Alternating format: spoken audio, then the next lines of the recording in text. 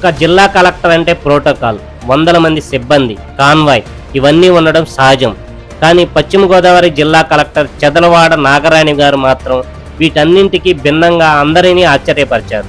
తనకు కాలు బెనికితే ఏ ప్రైవేట్ ఆసుపత్రికో లేదా ప్రోటోకాల్ పేరిట నేరుగా వైద్యుడి దగ్గరకో వెళ్లలేదు. సామాన్యుడిలా ప్రభుత్వ ఆసుపత్రి క్యూలో నిలబడ్డారు.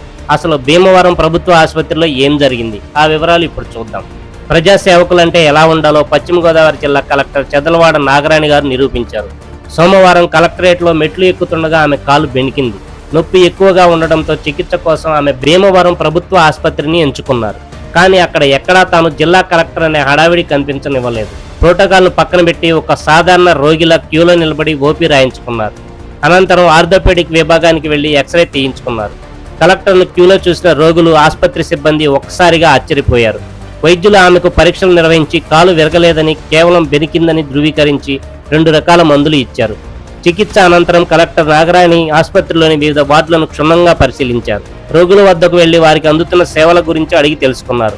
గతంతో పోలిస్తే ప్రభుత్వ ఆసుపత్రిలో సేవలు మెరుగుపడ్డాయని రోగులు చెప్పడంతో ఆమె సంతృప్తి వ్యక్తం చేశారు. ప్రభుత్వ వ్యవస్థలపై ప్రజలకు నమ్మకం కలగాలంటే అధికారులే ముందుండాలని ఆమె చాటి చెప్పారు. నాగరాణి గారి నిరాడంబరతపై ప్రశంసల జల్లు కురుస్తోంది.